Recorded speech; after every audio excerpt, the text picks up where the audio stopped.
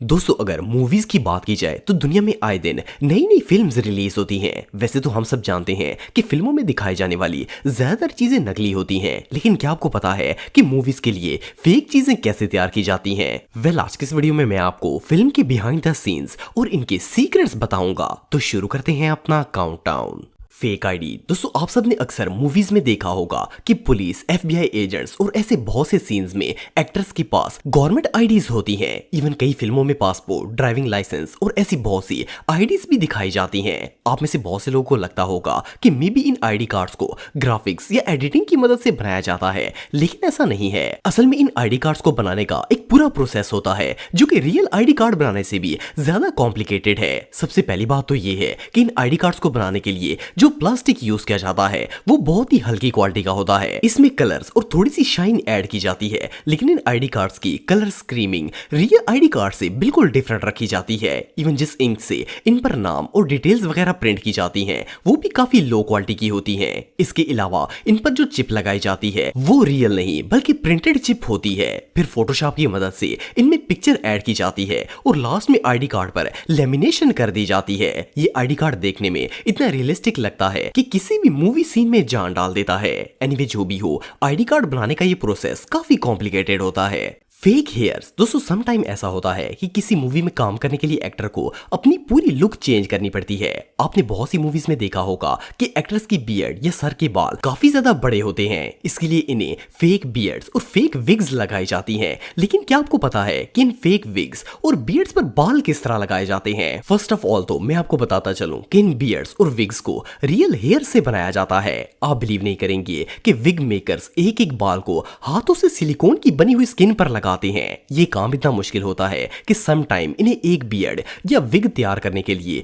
6 से 7 दिन तक लग जाते हैं। लेकिन ये इतनी फाइन और रियलिस्टिक होती हैं कि जब एक्टर इसे वेयर करता है तो ये किसी एंगल से भी फेक नहीं लगती। इसके अलावा बाज़ दफा ऐसा भी होता है कि अगर टाइम शॉर्ट हो तो बालों को डायरेक्ट ही एक्टर्स की बियर्ड पर ग्लू से चिपका दिया जाता है और इसी तरह शॉर्ट सीन्स क्रिएट किए जाते हैं। एनीवे जो भी हो, ये काम वाकई में बहुत डिफिकल्ट है।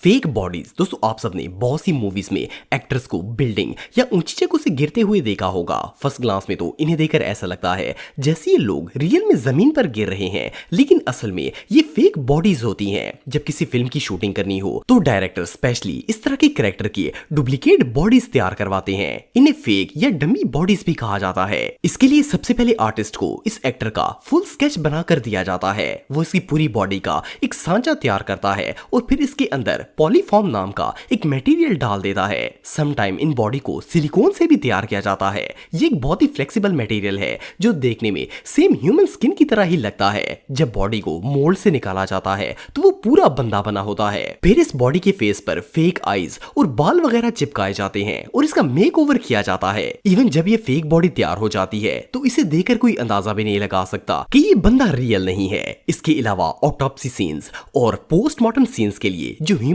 ऑर्गन्स और इंजर्ड एक्टर्स भी दिखाए जाते हैं वो भी असल में फेक बॉडीज ही होती हैं। बहरहाल जो भी हो, मूवीज बनाना वाकई में दुनिया के सबसे मुश्किल तरीन कामों में से एक है। Old cities. दोस्तों आप सबने अक्सर ऐसी मूवीज देखी होंगी जिनमें हीरो या हीरोइन अपने माजी में चले जाते हैं या फिर इनमें पुराने जमाने के क्लिप्स ही दिखाए जाते हैं। इन्हें देखकर ऐसा लगता है जैसे बंदा 100 साल पहले के दौर में पहुंच गया हो। लेकिन क्या आप जानते हैं कि इन सीन्स को ओल्ड लुक किस तरह दी जाती है? वेल फर्स्ट ऑफ ऑल तो ये चीज डिसाइड की जाती है कि फिल्म में कौन सा सन दिखाया जाएगा। फिर इस सन के मुताबिक हर चीज अरेंज की जाती है। फॉर एग्जाम्पल अगर 1950 या 1960 का दौर दिखाया जाना हो तो इसके लिए ओल्ड कार्स बनाई जाती हैं जो उसी जमाने में यूज होती थी। इवन इन पर नंबर प्लेट्स भी उसी टाइम की नंबर प्लेट जैसी लगाई जाती हैं। इवन जिस जगह पर यह सीन शूट किया जाना हो वहां सड़कों और गलियों से हर वो चीज रिमूव कर ली जाती है जो उस दौर से रिलेटेड ना हो, like CCTV camera, traffic signals, road lights, sign boards और इवन स्ट्रीट लाइट वगैरह। सिर्फ इतना ही नहीं बल्कि अगर सीन में कोई घर या शॉप वगैरह दिखाई जानी हो तो उस शॉप में वो सारे प्रोडक्ट भी पुराने जमाने के ही रखे जाते हैं और घरों को भी इसी तरह डेकोरेट किया जाता है जैसे पुराने जमाने के लोग किया करते थे। इसके बाद बारी आती है एक्टर्स के कपड़ों की। इन्हें सेम टू सेम उसी दौर वाला ड्रेस डिजाइन करवा के दिया जाता है और इवन इनके मेकअप और हेयर स्टाइल भी ओल्ड स्टाइल के रखे जाते हैं। आप बिलीव नहीं करेंगे, सिर्फ कुछ सीन्स बनाने के लिए फिल्म मेकर्स को एक पूरा ओल्ड सेटअप क्रिएट करना पड़ता है जिसमें कई दफा हफ्तों भी लग जाते हैं। ये काम रियली बहुत डिफिकल्ट है। फेक बर्न दोस्तों, आप सबने बहुत सी मूवीज में एक्टर के बॉडी पार्ट्स को जलते हुए देखा होगा। वैसे तो हम सब ये बात जानते हैं कि ये बर्न्स फेक होते हैं, लेकिन क्या आपने कभी सोचा है कि एक्टर्स की स्किन पर ऐसा क्या लगाया जाता है जिससे इनकी स्किन इतनी जली हुई नजर आती है? वेल, मूवीज के अंदर स्किन को जला हुआ दिखाने के लिए स्पेशल मेकअप आर्टिस्ट्स को हायर किया जाता है। ये आर्टिस्ट दो तरीकों का इस्तेमाल करते हैं। इनमें पहला तो ये है कि वो लोग टेम्परेरी टैटूज का इस्तेमाल करते हैं। ये टैटू स्टिकर की तरह होते हैं जिन पर बर्न्स के निशान बने होते हैं। इन स्टिकर्स को डायरेक्ट स्किन पर चिपका दिया जाता है, लेकिन ये टैटूज इतने रियलिस्टिक नहीं होते। लो बजट मूवीज में तो इन्हीं टैटूज का इस्तेमाल किया जाता है,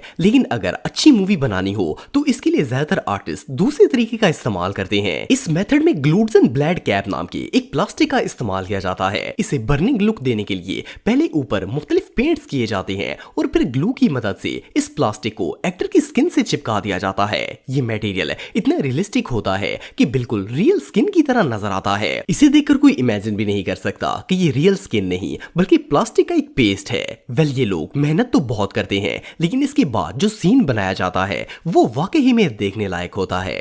फेक वॉमिट दोस्तों, हम सब मूवीज में बहुत से ऐसे सीन्स देखते हैं जिनमें कैरेक्टर्स को वॉमिट आ रही होती है। इनमें बास तो खून की उल्टियां होती हैं और बास दूसरी किस्म की। वेल, इतना तो हम सब जानते हैं कि ये वॉमिट रियल नहीं होती, लेकिन देखने में ये सेम टू सेम रियल उल्टी की तरह लगती है। पर क्या आप जानते हैं कि इन्हें कौन सी ऐसी चीज से बनाया जाता है जिससे ये बिल्कुल रियल उल्टियां लगती हैं? वेल, अगर फिल्म में किसी को वॉमिट करते हुए दिखाना हो तो इसके लिए सबसे पहले एक मिक्सचर तैयार किया जाता है। इस मिक्सचर में नूडल्स और टोमेटो पेस्ट शामिल होते हैं। ज्यादातर मूवीज में जो वॉमिट दिखाई जाती है वो इन्हीं दो इंग्रेडिएंट्स को मिक्स करके बनाई जाती है। इन्हें ब्लेंडर की मदद से अच्छी तरह ब्लेंड करके एक लिक्विड सा बना लिया जाता है। और अगर सीन में ब्लड वॉमिट दिखानी हो तो इसके लिए इस मिक्सचर में रेड फूड कलर ऐड कर देते हैं। इसके बाद एक्टर इस वॉमिट को अपने मुंह में भर लेता है और उल्टी करने की एक्टिंग करते हुए इसे मुंह से बाहर निकाल देता है, जिसे देखकर ऐसा लगता है जैसे इसे सच में उल्टी आ रही है। बास दफा ऐसा भी होता है कि एक्टर के मुंह की दूसरी साइड पर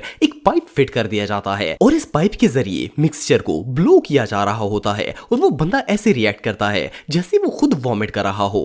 एनीवे, फिल्म बनाने के लिए ये एक्टर्स किसी भी हद तक जा सकते हैं।